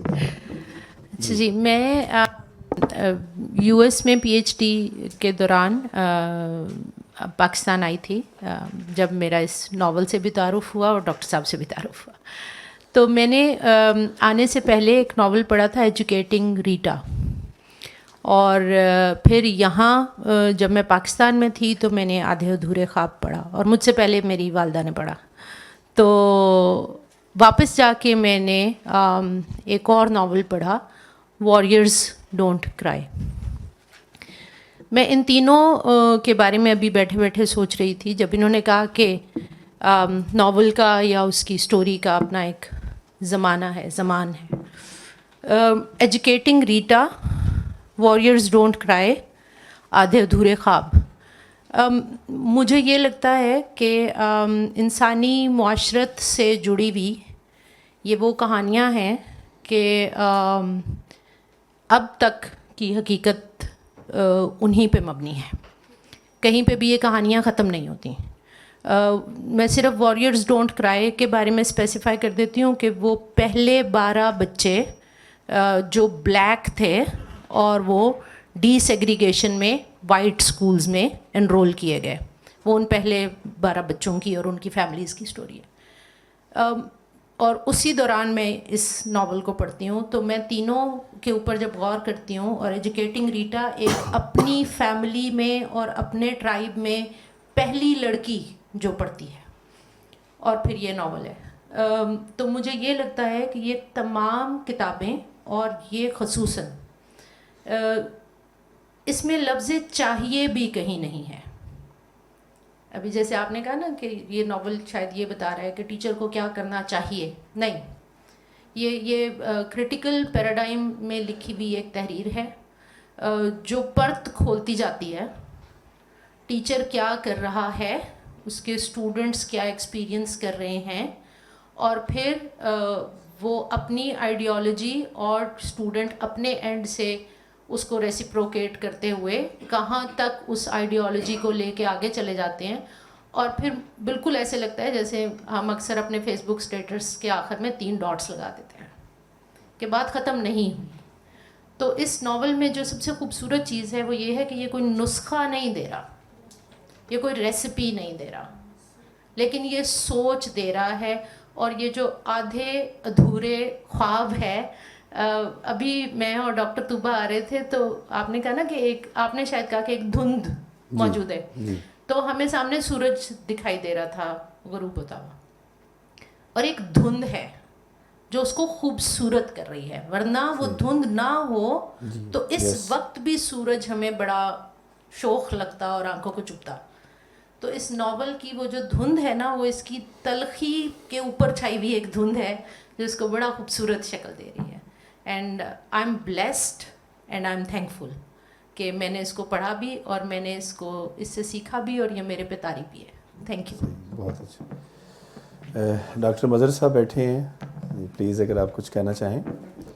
میں تو رسولاً 2 بار اس طرح سے ڈاکٹر صاحب کی خدمت میں حاضر ہو چکا ہوں, گفتگو بھی کر چکا ہے. میں نے اس ناول کو پڑھا بھی ہے اور مختلف جگہوں پہ نشان زد بھی کیا ہے. وہ میں ڈاکٹر صاحب سے ایک دفعہ کہا کہ کسی دن مل بیٹھے تو اس پہ. آج بہت سی باتیں ڈاکٹر حمیرہ نے کر دی ہیں. یہ واقعی چونکہ ناول کو سمجھتی بھی ہیں, خود ناول لکھتی بھی ہیں, اور ان کی گفتگو بلیغ بھی ہے, تو اس لیے یہ تو مکمل ہو گئی. یعنی ایک دوست سے مل کے, رائٹر سے مل کے کچھ چیزیں سمجھنے کی کوشش کرنی تھی, وہ ڈاکٹر صاحبہ نے اور ڈاکٹر صاحب نے مل کے بتا دی. وہ کچھ تو تشنگی ختم ہو گئی. میں اب تک جو 2 اس طرح کی تقریبات میں موقع ملا, وہ ڈاکٹر صاحب جرنلی بات کی, لیکن ابھی پرٹیکولرلی آپ نے جیسے کہا یہ ناولٹ, میں بھی کسی حد تک آپ کے ساتھ متفق ہوں. اس میں ڈاکٹر صاحب نے خود بھی جو اس کو ٹائٹل دیا ہے وہ بھی آدھے ادھورے خواب ہے. آپ نے اب میں سے نقاد بھی ہیں بہت سارے, حالی کے بارے میں کہتے ہیں وہ ایک بھلے مانس غزل گو ہے. بتایا یہ گیا ہے کہ طبیعت میں اور مزاج میں, قلب و روح میں بالکل پیش قدمی کر کے عشق کرنے کے احساسات تھے. خاندانی تربیت اس کی اجازت نہیں دیتی تھی. جو بنا کے جو اس نے لکھا وہ غزل ہے جو بہت سی چیزیں کنوے نہیں کرتی. میں خود ڈاکٹر صاحب کی طرح ایک اسٹوڈنٹ اور ٹیچر رہا ہوں. ڈاکٹر صاحب تو ٹیچر ہیں, اسٹوڈنٹ رہا ہوں. میرا خیال ہے کہ ڈاکٹر صاحب کی اس ناول میں وہ ایک جھجک اور احتیاط والا پہلو بھی ڈاکٹر صاحب نے بہت سی جگہوں پر مد نظر رکھا. اور یہ چونکہ پہلا ناول ہے میرا خیال ہے ڈاکٹر صاحب کا, یہ طبیعت میں 1-2 کے بعد بہت بے باکی آ جائے گی. میں بے باکی آ جائے گی. وہ بہرحال وہ ہے. اور اس میں وہ دوسرا یہ پیور, وہی جیسے کہتے ہیں کہ ایک ڈاکٹر صاحب نے خود بھی فرمایا, یہ ایک نقطہ نظر ہے, ایک نیریٹو اور بیانیہ ہے. وہ علامہ اقبال کا ایک, میں چونکہ فارسی ادب کا اسٹوڈنٹ ہوں, وہ یہ ہے کہ نغمے کو جاؤ من کو جا, ساز سخن بہانہ است, سوئے قطار می کشم ناکیے بے زمام را. کہ شاعری کہاں اور میں کہاں, یعنی ہم دو میں مغایرت اور فرق ہے. میں تو بس وہ ایک بھٹکی ہوئی قوم کی رہنمائی کا.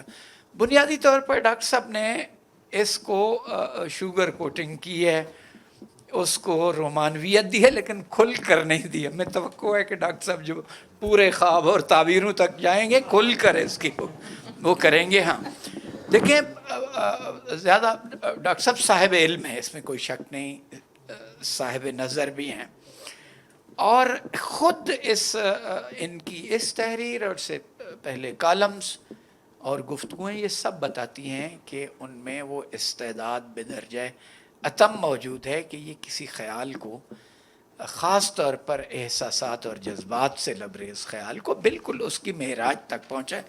میرا خیال ہے, میں ڈاکٹر صاحب کو پہلے بھی عرض کر چکا ان کی خدمت میں, کہ یہ آدھ ادھورے خواب کے 2 حصے ابھی باقی ہیں. ایک تو پورے خواب اور ایک اس کی تعبیر ہے.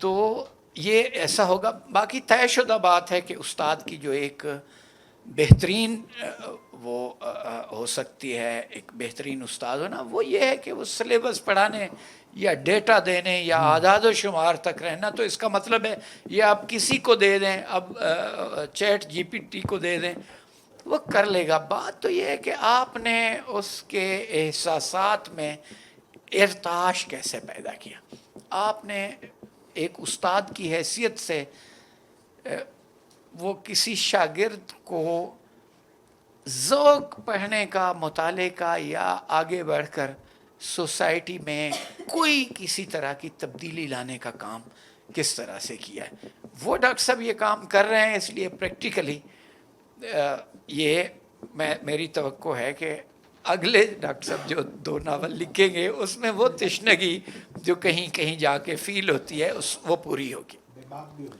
یقیناً ہوگی. ہاں میں اس کی توقع رکھتا ہوں. وضاحت ضرور ہونی چاہیے کہ ناول جو ہے. اور دوسرا ایک مختصر سی بات اور ہے، ڈاکٹر صاحب نے ایک بڑے، یعنی میں پچھلی گفتگو میں 7ویں آسمان پر پرواز کی، ایک تخلیقی کام کر کے. بہت ڈیفیکلٹ ہوگا ڈاکٹر صاحب اب تحقیقی کام کریں.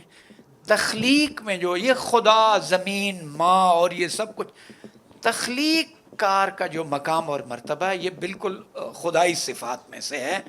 تو اس لیے ڈاکٹر صاحب زیادہ اس پر اگر فوکس کریں، ہم اس پوزیشن میں تو نہیں ہے کہ ڈاکٹر صاحب کو یہ کہیں کہ، اس لیے یہ بہت ہی عمدہ ہے کہ یہ تخلیق والا کام زیادہ عمدگی سے ہو سکتا ہے. اور تحقیق تو ٹھیک ہے، وہ ٹریننگ سے بھی ہو سکتی ہے، پریکٹس سے بھی ہوتی ہے، لیکن یہ تخلیق والا کام ہے جو یہ بہت ہی وہ ہے. پھر پچھلی ڈسکشن ڈاکٹر صاحب کو بھی کچھ اندازہ ہوگا کہ ایران کے حوالے سے یا پرشین لٹریچر کے حوالے سے میں نے بہت سے اسکالرس کو دیکھا ہے جو ایک معراج پر پہنچتے ہیں مطالعے کے حوالے سے، فہم اور سمجھ کے حوالے سے. مولانا رومی پر مطالعہ شروع کر دیتے ہیں، اس پر لکھتے ہیں، اس کو پڑھتے ہیں، اس کی کچھ، اس سے ایک قدم آگے بڑھتے ہیں تو اپنی سوانح عمری لکھتے ہیں، یعنی دراصل نعرہ لگا دیتے ہیں انا لک. ڈاکٹر صاحب نے شروع ہی انا لک سے کیے، تو انشاءاللہ تھینک یو ویری مچ. احتیاط والی کچھ وضاحت کر دیجئے، ورنہ یہ تو اچھی خاصی خامی. صحیح ہے. کرنی ہے، اس لیے یہ شکست. دیکھیے شاہد صدیقی صاحب بہت بڑے اسکالر، استاد وہ تو ہے نا ان کی اس حیثیت میں، لیکن ناول ان کا پہلا ہے. کچھ چیزیں ایسی ہوتی ہیں جن کا ہمیں ادراک خود کو بھی تخلیق کار کو ہوتا ہے اور پڑھنے والے کو بھی ہونا چاہیے. اور پہلے ناول میں پہلا تجربہ، اور اس میں بہت ساری گنجائشیں امپرومنٹ کی ہوتی ہیں. مطلب یہ وہ کہتے ہیں نا بہت چھوٹا منہ بڑی بات والی بات ہے. میں ڈاکٹر صاحب سے مخاطب ہو کر مشورہ نہیں دینے کی میں استطاعت رکھتی، لیکن حقیقت یہی ہے کہ پہلے ناول کو ہم ایک پہلا تخلیقی تجربے کے طور پر سامنے رکھیں، اور اس میں کہیں نہ کہیں ایسے گیپس موجود ہیں جو ہوتے ہیں پہلی تحریر میں، اور اس کو کرٹیکلی خود تخلیق کار سب سے بہترین میئر کر سکتا ہے کہ وہ کہاں پر ہے اور وہ اگلی بار اس میں کہاں پر. باقی کچھ چیزیں ظاہر ہے غیر مرئی، غیر فطری، اس میں ایک ریلیشن شپ کا بالکل غیر فطری انداز سے اس کو، لیکن زندگی میں صرف رومانس جو ہے وہ، جیسے میں نے شروع میں بھی عرض کیا کہ رومانس صرف ایک روایتی رومانس نہیں ہے. رومانس کسی کے ساتھ، کتاب کے ساتھ جڑ جانا بھی ایک رومانس ہے. ایک کتاب جو 2 لوگوں کو ایک وقت میں پسند آ جاتی ہے وہ بھی ایک محبت کی ایک شکل ہے. تو اس میں محبت کی وہ شکلیں ہیں جس میں کتاب اور رومانس اور استاد، اور یہ اس کا یعنی کلچر ہی ڈیفرنٹ ہے. اس ناول میں جو سب دکھایا گیا ہے اس کے اندر وہ میں نے بتایا کہ وہ مسالہ بھرنے والی بات ہو جائے گی، کیونکہ اس کہانی کو جہاں تک مجھے تھوڑی بہت سمجھ ہے اس کے مطابق جو میں طالب علمانہ سی بات کہوں گی کہ اس کے اندر مزید کچھ بھی ڈالنے کی گنجائش نہیں ہے. ہاں کچھ مکالمے گھٹانے کی کہیں گنجائش ہے، جہاں پر ہم اپنی استاد جو ہے وہ خود جہاں بولنا شروع کر دیتا ہے اور کردار بیچ میں کہیں گیپ پیدا کرتے ہیں. تو کردار کے ذریعے وہ مکالمے ہونے چاہیے، لیکن کہیں پر مصنف کو خود نہیں بیچ میں ہونا چاہیے. تو وہ تھوڑی بہت کمی ہو سکتی ہے. باقی تخلیق کار جو ہے وہ اتنا آزاد ہوتا ہے کہ وہ اتنی پابندیاں اس وقت جب اس کے اوپر الہام ہو رہا ہوتا ہے، میں نہیں سمجھتی کہ اس وقت اس کے سامنے یہ ہوتا ہے کہ میرے اس کے اوپر کیا ری ایکشن آئے گا. اور ڈاکٹر صاحب کا انٹرنیشنل ایکسپوئر ہے، چیزیں ہیں، سمجھتے ہیں. مجھے لگتا ہے کہ اس کہانی کے اندر اس چیز کی گنجائش ہی نہیں تھی. جس طرح کا ایک کردار ہے اس میں ایک سعادت مندی سی ہے اس کردار کے اندر، مرد اور عورت کے کردار کے اندر.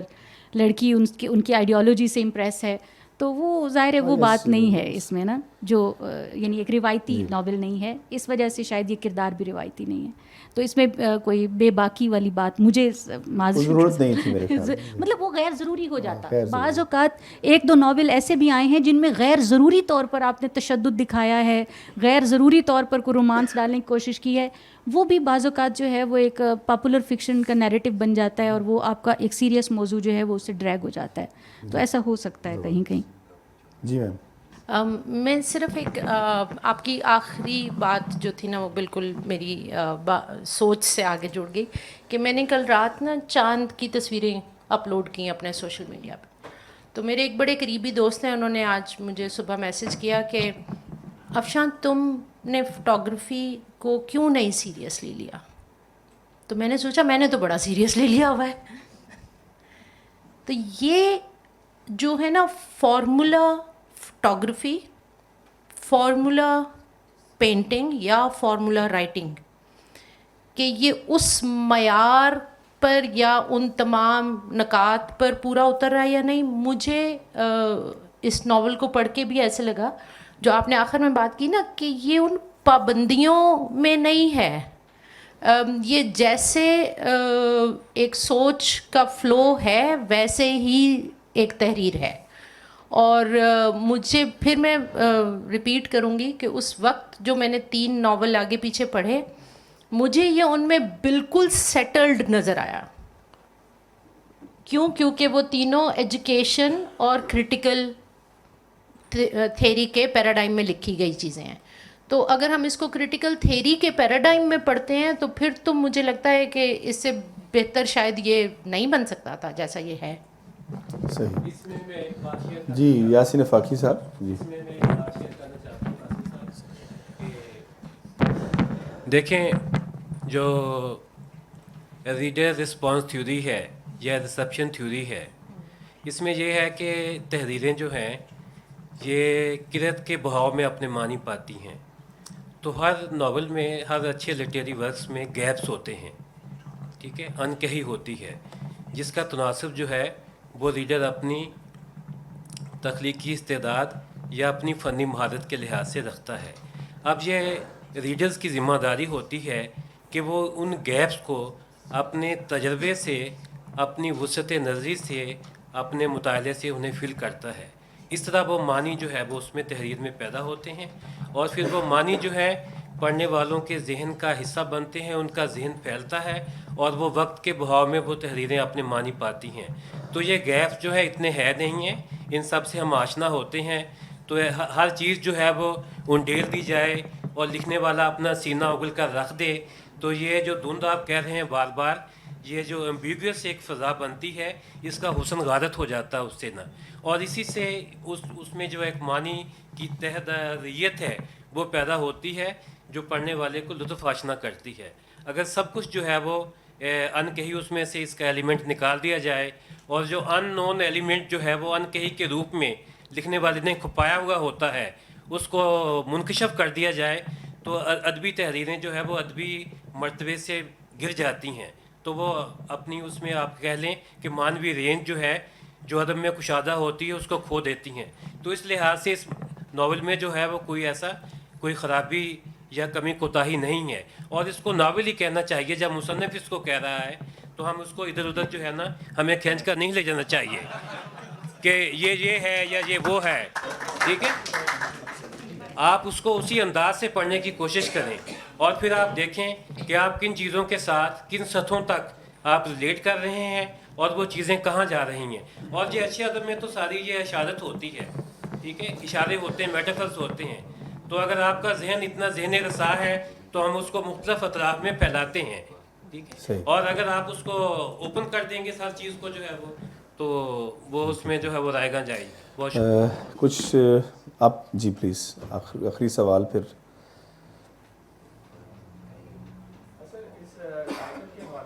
بس تھا کہ ٹائٹل دیکھ کے یہ خیال آتا ہے کہ یہ کوئی ایسے خوابوں کے بارے میں کوئی کتاب ہے یا ناول ہے، یا اس میں روایت ہے کہ جس میں جناب خواب مکمل ہونے سے رہ گئے ہیں. لیکن جب آپ ناول پڑھتے ہیں جو کہیں بھی آپ کو آخر تک کہیں مایوسی کی طرف نہیں لے کے جاتا. یہ خوابوں کی وہ آدھی ادھوری شکلیں دکھا رہا ہوتا ہے مختلف کرداروں کی شکل میں, چاہے وہ پروفیسر سہارن کا ہے یا امتسال آ گیا جو اپنا اسکول کا آغاز کر رہی ہوتی ہے. تو ایسا اس میں بالکل نہیں ہوتا ہے. ٹائٹل سے واقعی ایک امیج یہ آ رہا تھا کہ جناب نامکمل خوابوں کی کوئی کہانی ہے, ایسا نہیں ہے. اور دوسرا ناول کے چوتھے, جیسے ناول ہم سٹارٹ کرتے ہیں تو سٹارٹ میں اس کی ڈائریکشن کو بالکل واضح کر دی جاتا ہے. جیسے ہم اس کے چوتھے باب میں پہنچتے ہیں تو وہاں جناب وہ پوسٹ مین کے آرٹیکل کا ذکر کیا ہوتا ہے, خواندگی کی سیاست کا.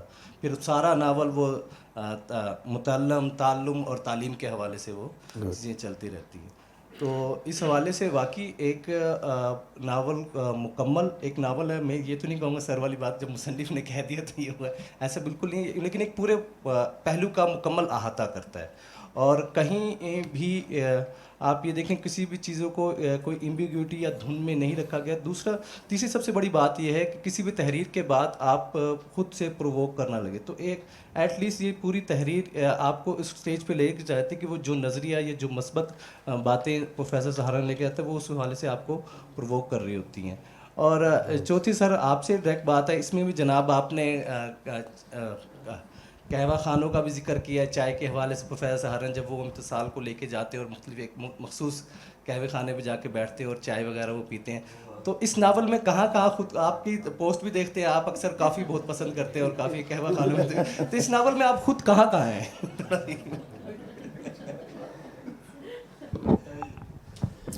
بہت شکریہ. میرا خیال ہے کہ بالکل آپ نے یہ بیسیکلی آدھے ادھورے خواب, جس طرح میں نے ایکنالج بھی کیا ہے, گلزار صاحب کی ایک گیت تھا تو جو مجھے بڑا پسند آیا, اور میں نے ان کے وہ 2 اشعار لکھے بھی کہ آدھے ادھورے خواب جو پورے نہ ہو سکے, ایک بار پھر سے نیند میں وہ خواب بونے دو. تو جس طرح ڈاکٹر حمیرہ نے کہا کہ یہ خوابوں کا سفر ہے, جہاں ایک خواب کی سرد ختم ہوتی ہے, ایک نئے خواب کی سرد شروع ہو جاتی ہے, اور یوں یہ خوابوں کا سلسلہ چلتا رہتا ہے. وہ خواب جو سہارن رائے نے دیکھا تھا شاید آدھا پورا ہوا ہو, باقی شاید آدھا امتسال پورا کرے, پھر وہ ایک اور خواب دیکھے گی, ایک اور, تو یہ ایک سلسلہ چلتا جائے گا. اور باقی جو گفتگو کا آغاز ہی ہم نے, قاسم نے کہا تھا کہ ایکیڈیمک رائٹنگ, اور اس میں ہوتا ہی ہے کہ ایکیڈیمک رائٹنگ میں بڑی کلیئرٹی کے ساتھ چیزیں آپ کمیونیکیٹ کرتے ہیں.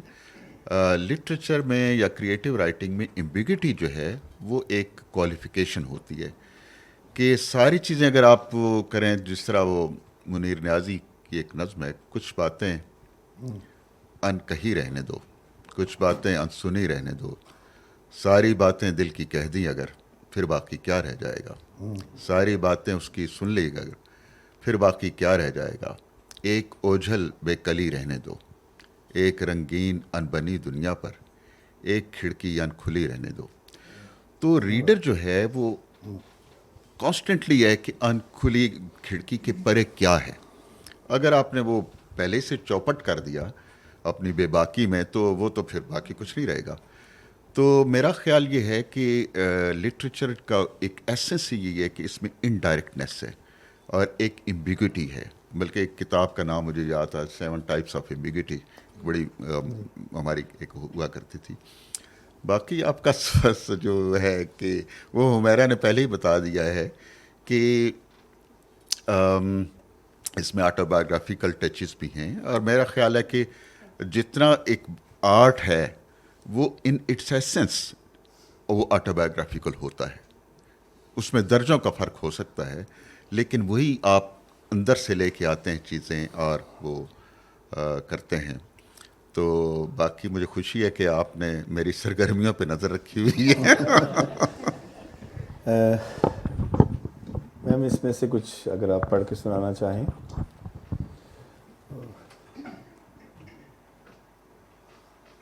اس میں جیسے میں نے شروع میں آپ سے عرض کیا تھا کہ خواب جو ہے وہ آنکھیں بدل رہی ہیں, یعنی ایک شخص کی آنکھوں میں سے وہ ٹرانسفر ہو رہی ہیں دوسرے شخص کی آنکھوں میں. خواب ادھورا ہی ہوتا ہے کیونکہ بڑا خواب ہے, زندگی سے جڑا ہوا ہے. اور جب اس ناول کے آخر میں جب سہارن کی موت کی خبر آتی ہے اور اس وقت وہ لڑکی جو ہے وہ اپنے اسکول میں جو سامنے بچیاں بیٹھی ہیں یا بچے بیٹھے ہیں, 20 بچوں کا وہ ایک اسکول بناتی ہے, جو سر نے اشارہ کیا کہ ابھی 2 ناول اور آنے چاہیے, وہ ہو سکتا ہے کہ یہاں سے بات شروع ہو جائے کہ وہ آدھے ادھورے خواب اس اسکول سے آگے کی صورتحال کی طرف لے کر چلے جایا جائے. تو کیونکہ سیاسی مناظر سیاست بدل رہے ہیں تو کردار جو اس سے اگلی نسل ہے وہ ایک نئے خواب کے ساتھ, پھر وہ خوابوں کا سفر کہاں, تو اپنی تعبیر تک پہنچنے کا ایک سفر جو ہے وہ نامکمل رہتا ہے. ظاہر ہے اس میں جہاں پر سہارن کو بالکل ایک موت کی دھند چھائی ہوئی ہے اور وہ خواب کے اندر ہے, خواب, موت اور ایک جسم سے روح کا فرار, تو ایک ایسی سی کیفیت ہے, عجیب سی کیفیت, اور اس میں وہ ایک خواب کی طرح دیکھتا ہے. اور اس میں آپ اسلوب کی خوبصورتی جو آج پورے اس میں ہم ڈسکس کرنے سے رہ گئے کہ بہت فلاسفیکل ٹچز ہیں بعض جگہوں پر, بہت خوبصورت, بہت خوبصورت. اور ہم مطلب اگر اس میں سے ایک دفعہ استاد اور تعلیم اس سے ہٹ کر بھی اس کو دیکھیں تو وہ بہت, یعنی ایک ابھی جتنے مبصرین کے میں نے تبصرے دیکھے ہیں انہوں نے اس پہلو کو زیادہ ہائی لائٹ کر دیا ہے, جبکہ اس ناول میں ابھی بہت ساری تہداری موجود ہے جس پر بات ہونی چاہیے. تو اب صرف اس میں اسلوب ہی اور اس کا انداز اور وہ جو خواب کے اندر ایک عمل ہے وہ آپ دیکھیے گا کتنا خوبصورت ہے. تھوڑا پڑھوں گی. میرے عقب میں گھوڑوں کی آواز تیز ہو رہی ہے, میں ندی کے شکستہ تختوں والے پل پر پہنچ گیا ہوں. میرے سینے میں درد کی ٹیس ناقابل برداشت ہو رہی ہے. میرا دل, میرا دل, میری گرفت اپنے دامن پر کمزور پڑتی جا رہی ہے. اچانک میری نگاہ پل کے اس طرف جاتی ہے جہاں امتسال کھڑی ہے. سیاہ لباس میں وہ مجھے کوئی آسمانی مخلوق لگ رہی ہے. اس کے چہرے پر شانت مسکراہٹ ہے. میں سوچتا ہوں اس سے پہلے کہ گھڑ سوار مجھ تک پہنچیں, کاش میں اپنے دامن کے پھول اس تک پہنچا سکوں. میرے پاؤں کے نیچے لکڑی کے بوسیدہ تختے چرچرا رہے ہیں. درد کی ٹیسوں سے دوہرا ہو کر میں تختوں پر گر گیا ہوں. شاید میں مر رہا ہوں. میں آخری بار امتسال کو دیکھتا ہوں. وہ مجھے اپنے دامن کے پھول دکھاتی ہے, نیلے, پیلے, بنفشی پھول. میں حیران ہوتا ہوں یہ تو میرے خواب تھے. پل کا آخری تختہ ٹوٹ رہا ہے لیکن امتسال نے میرا کام آسان کر دیا ہے. میں اس کے دامن میں اپنے خواب دیکھ سکتا ہوں, میری زندگی کے آدھے ادھورے خواب. اب آنے والے زمانوں کی کشت میں بوئے جائیں گے, نئے موسموں میں, نئی ہواؤں کے ساتھ, نئے رنگوں, نئی کومپلوں, نئے برگ و بار کے ہمراہ. اب میں آسانی سے مر سکتا ہوں. میرے خواب محفوظ ہیں, اب ان کی حفاظت امتسال کے ذمے ہے. بہت شکریہ. آپ پر کچھ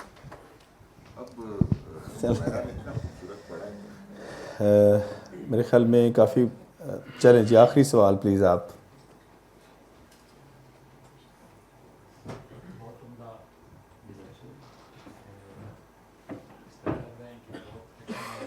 نظر سے ابھی گزرا ہے لیکن مجھے لگ رہا ہے کہ ابھی اس کو ضرور پڑھیں گے تو انشاءاللہ.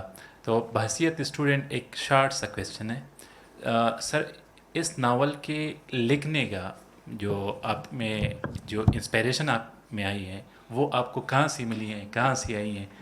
بحیثیت اسٹوڈنٹ آپ سے یہ کویسچن کر رہا ہوں. Thank you. جی بالکل, میں چونکہ خود استاد ہوں اور میرا بہت سا وقت گزرا ہے تعلیم کے شعبے میں اساتذہ کے ساتھ. بہت سے اساتذہ میں نے دیکھے جو کچھ روایتی تھے, کچھ جو کرٹیکل پیراڈائم میں تھے. بہت سے ایسے اساتذہ جنہوں نے مجھے انسپائر کیا جو سہارن رائے کی طرح تھے اور جن کی وجہ سے میرے ذہن کی تشکیل میں جن کا بڑا ہاتھ ہے اور جسے ہم عام استاد نہیں کہہ سکتے, مینٹور کہہ سکتے ہیں, یا مرشد کا لفظ ایک دفعہ یہاں میں نے استعمال کیا ایک جگہ پہ. تو ایسے اساتذہ ملے تو میرے ذہن میں یہ سارے تجربات تھے اور ساری آبزرویشن تھی اور یہی میرا خیال ہے کہ ایک وہ انسپریشن تھی یہ لکھنے کی. جی بہت شکریہ, کافی طویل گفتگو ہوئی. سامعین محترم آپ کی تشریف آوری کا شکریہ. ناول اگر کوئی پرچیز کرنا چاہتا ہے تو یہاں اویلیبل ہے اور آپ لے سکتے ہیں. میڈم ہمارا آپ کا شکریہ، ڈاکٹر صاحب آپ کا شکریہ، اور اتنی اچھی گفتگو ہوئی. خدا حافظ.